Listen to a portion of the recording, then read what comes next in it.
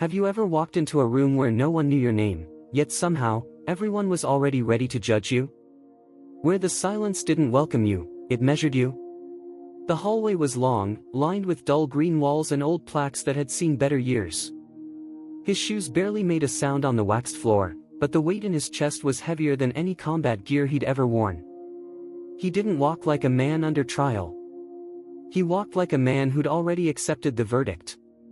Thomas Reed adjusted the knot of his faded tie, not because it needed fixing, but because his hands needed something to do. The courtroom wasn't large. Just a few officers seated at a table, papers stacked, eyes waiting.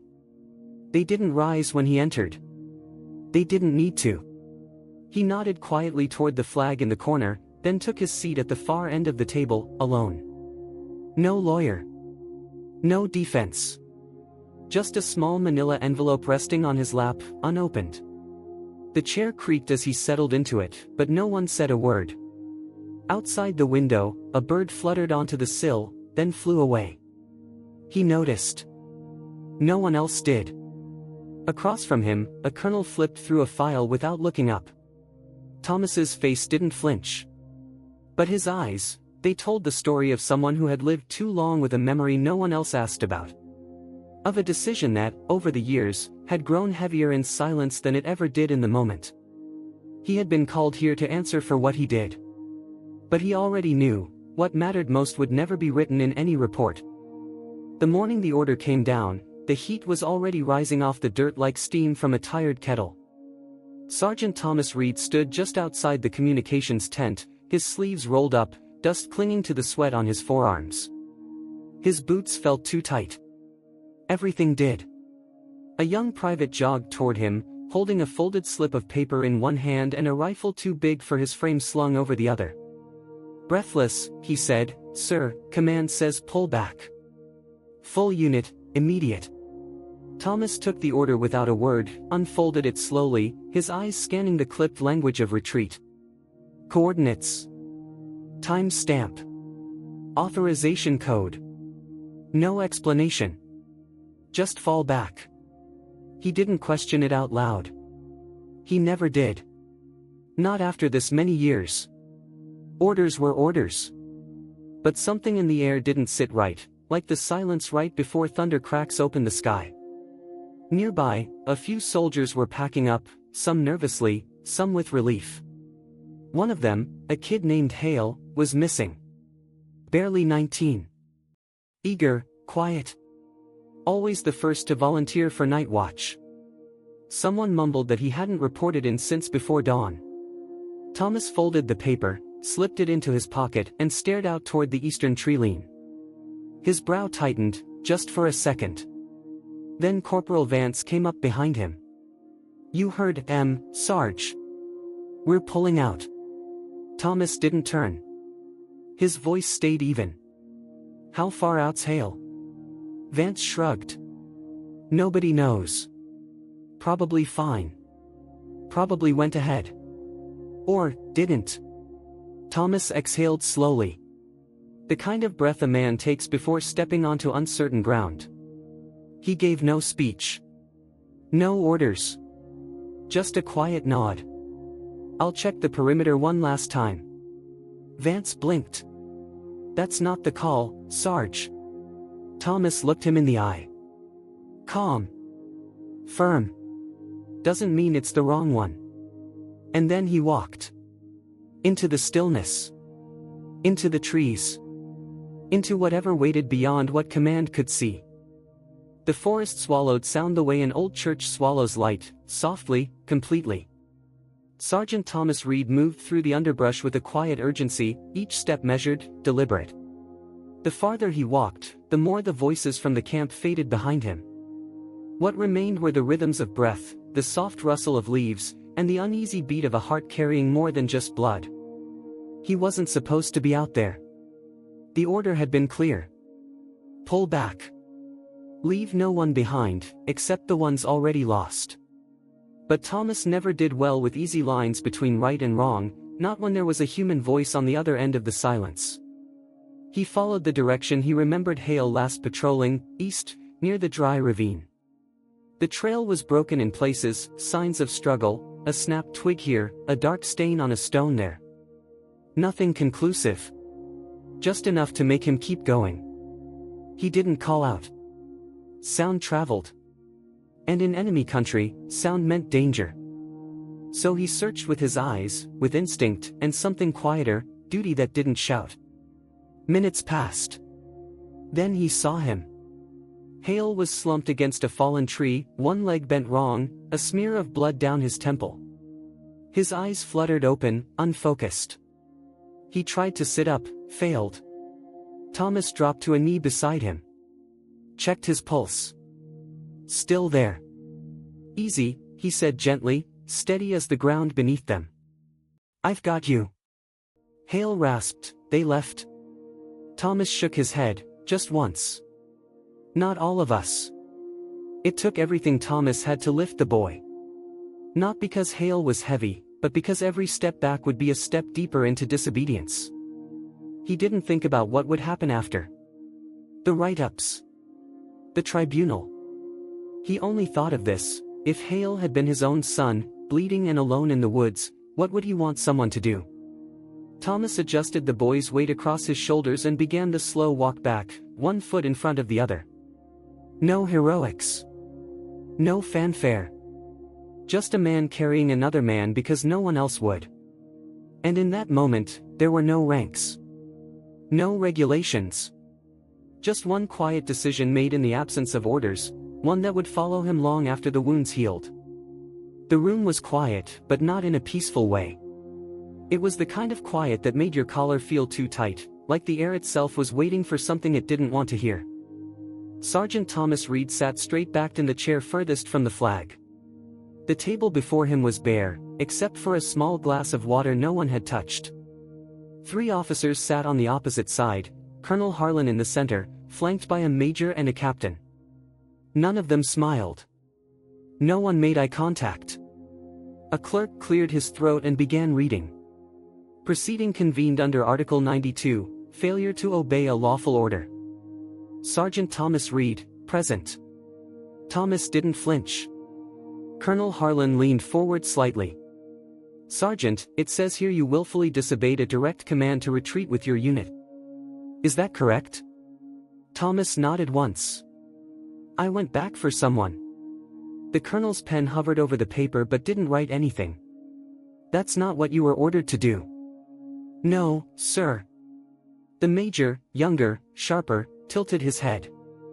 You didn't radio it in. You left position without command clearance. That compromises the operation. Thomas looked at him. Not with defiance. Just with a tired kind of clarity. He was still breathing. Silence again. The captain spoke next, his voice less cold. Sergeant Reed, did you consider the risk your actions pose to the rest of the unit? Thomas didn't answer right away. Then. Every day I was out there, sir. But that day, I thought more about the cost of leaving someone behind. It wasn't dramatic. Just true. The kind of truth that lands like a stone dropped into deep water. The colonel closed the folder gently. He didn't look up. There are procedures for retrieval. Protocols. You didn't follow them. I followed my judgment. That's not how we operate. I know. The door at the back of the room creaked. Everyone turned. A man stepped in. Tall, pressed uniform. Silver hair. Broad shoulders. His ribbons weren't for show. He didn't say his name. He didn't salute. He simply walked to the center of the room, reached into his coat, and pulled out something small, folded. He laid it gently on the table. A photograph. Faded at the edges, slightly torn. But clear enough to see, Thomas, younger, kneeling beside a bloodied young soldier, pulling him from the edge of something dark. No one spoke. The officers stared at the photo. At the man. Then back at Thomas. The man didn't explain. He didn't need to. He simply looked at Sergeant Reed, then gave him a single, silent nod. And without another word, turned, and walked back out the door. It clicked shut behind him. The room didn't feel the same after that. And for the first time all day, no one asked another question. The photograph sat alone on the table, fragile under the weight of memory. No one reached for it. No one dared. Colonel Harlan glanced at the door that had just closed, then back at Thomas. His expression had shifted, not softened, exactly, but unsettled. Like a man who suddenly wasn't sure which way the wind was blowing. Thomas didn't move. His hands rested flat on his thighs, eyes steady, not proud, not defiant. Just waiting. The major leaned forward, his voice lower now. "Do you recognize the man who just entered the room, Sergeant?" "Yes, sir," Thomas said, without hesitation. "Name?" "Colonel Marshall." "At the time?" "Private First Class." The major scribbled something on his notepad but didn't press further. The photo had done what no cross-examination could, it closed a gap no paperwork could explain. The captain cleared his throat. He didn't say anything. "He didn't have to," Thomas replied. "He was there." Colonel Harlan finally reached for the photo, lifting it with care, as if it might fall apart in his hands. He studied it closely, eyes scanning the grime, the blood, the expression on young Thomas's face. But it was Marshall's eyes that held him. Fear, gratitude, and something deeper, the raw imprint of survival. He set it back down and folded his hands. "Sergeant Reed," he said, "you understand that this doesn't change the fact that you broke protocol."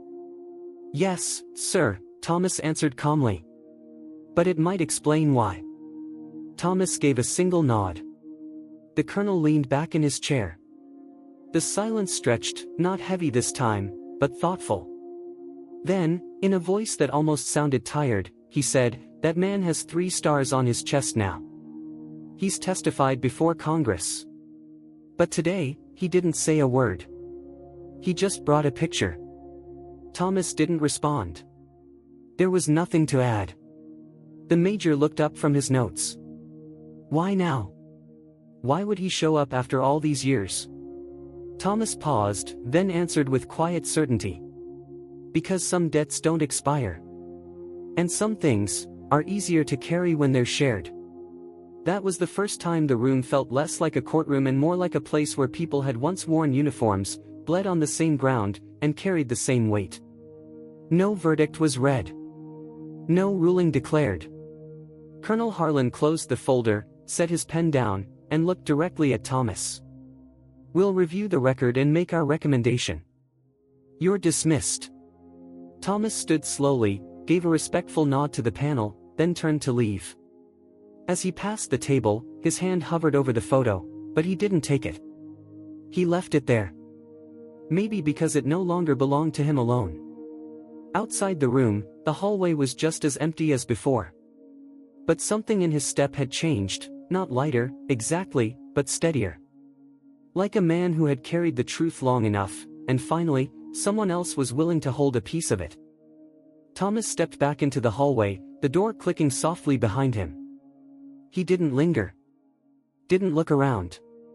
Just kept walking, past the flag, past the brass nameplates, past the quiet nod of a young officer who didn't know what to say. Outside, the air was dry and still. A breeze moved through the trees lining the sidewalk, but it didn't touch him. He found the nearest bench, sat down slow, and let the silence settle. Inside, the panel had not dismissed him. Not officially. There was no verdict read aloud. No charges dropped or sustained. Just the closing of a folder and the silence that said more than words. That silence was heavier than any ruling. For the next hour, he sat there, eyes on the sidewalk, elbows on his knees. His cap rested beside him, untouched. He didn't replay the hearing in his mind, he didn't need to. Every look, every pause, every word had been quiet confirmation of what he already knew. The truth didn't always fit into regulations.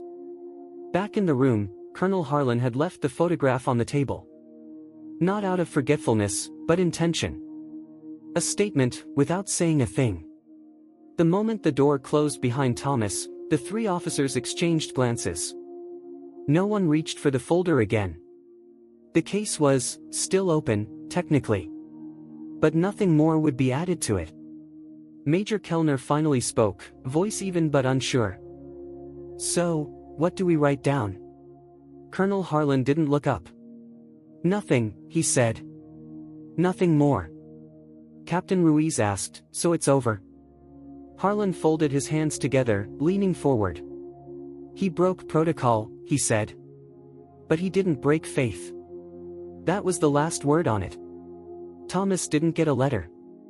No email. No discharge. Just nothing. The kind of nothing that told you something had shifted, quietly, behind closed doors." Weeks later, when the base admin officer handed him his next set of orders, routine, domestic, unremarkable, Thomas accepted them without a word.